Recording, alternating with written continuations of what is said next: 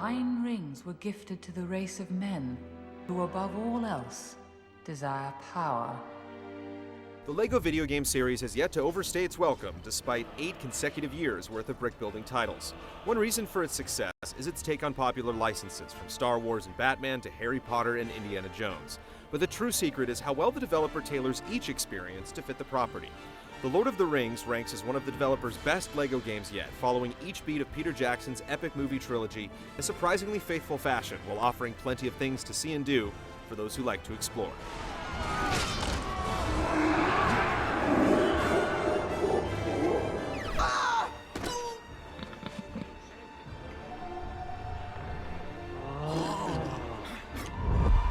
The game's story not only closely follows each film, but it incorporates the original actor's dialogue as well. So when a minifig Aragorn speaks, it's Viggo Mortensen's calm voice you'll hear. They are the Nazgul ringwraiths. Some changes have been made to scenes for comic effect, or to make the game friendlier to younger audiences, such as the removal of Gandalf's pipe.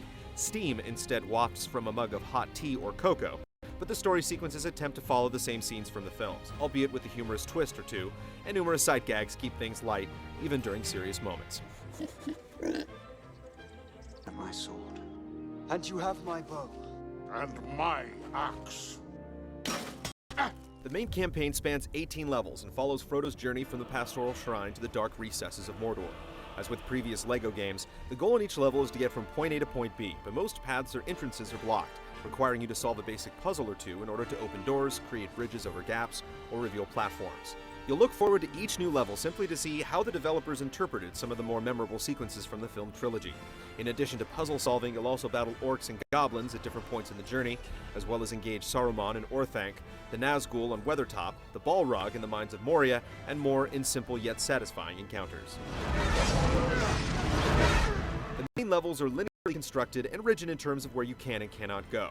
The camera can be an obstacle at times, yet the developers have also added free-roaming outdoor areas, as well as towns to visit, bringing the world of Middle-earth to life. So when you're done visiting Hobbiton, Bree, Rivendell, and other villages, you'll actually have to travel toward your destination instead of skipping to the next level.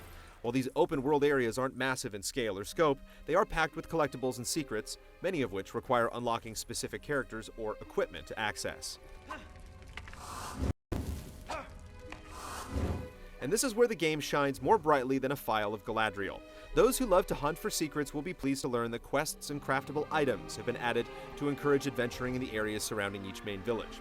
The quests aren't much more involved than retrieving a specific object from a certain locale, but once you complete a task, you'll receive red brick rewards that can further enhance the game.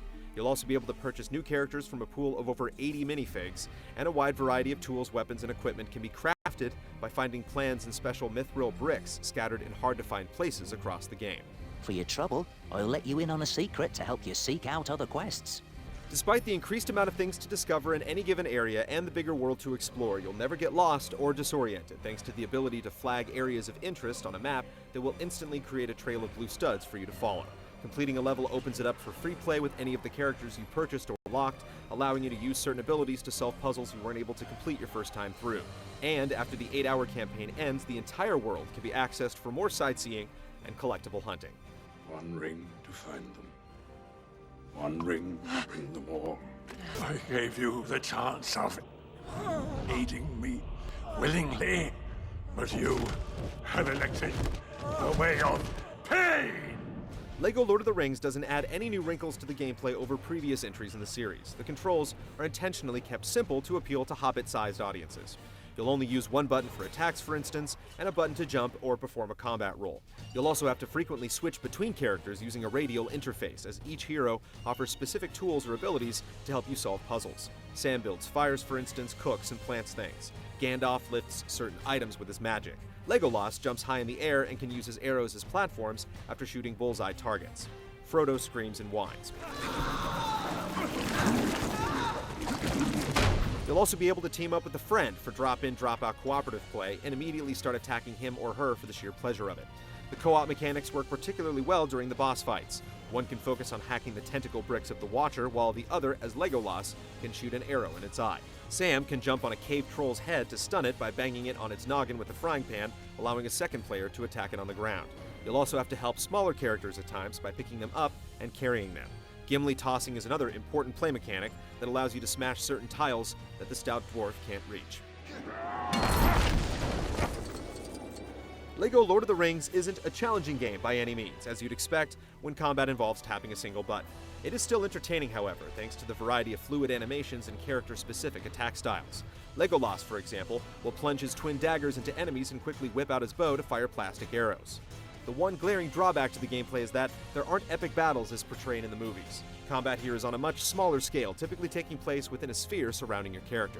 Those expecting massive battles in wide-open areas will be disappointed, though probably not surprised. Players are also still forced to smash and bath everything in their path to collect scattered LEGO studs, which grows tiresome after a while. It is necessary, however, if you want to accumulate enough currency to unlock characters and earn level bonuses. They have a cave troll.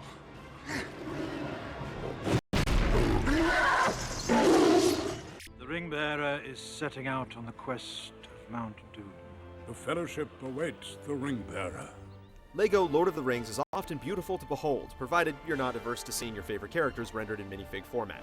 The environments have almost a photo-quality look to them, with your characters and LEGO building elements superimposed on top of the backgrounds. Every major locale from the film series is included in the game, and the camera angle is set lower than previous titles, so you can appreciate the detail. The animation is excellent, and one particularly nice touch is that when Frodo slips on the One Ring, the screen will switch to the same shadowy effect used in the films. It's not easy to see everything, but it looks cool just the same. Players will also feel an emotional connection to the events thanks to the use of Howard Shore's majestic, sweeping score from the films.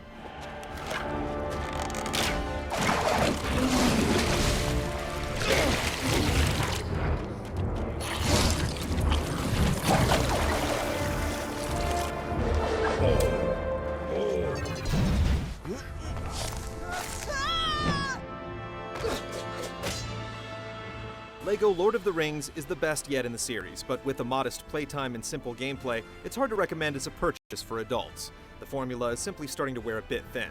For fans of the films, it's a quality product that does the license justice and likely represents one of the final pop culture spin-offs before the trilogy is finally laid to rest. In the immortal words of Gandalf the Grey, you shall not pass this up. You shall not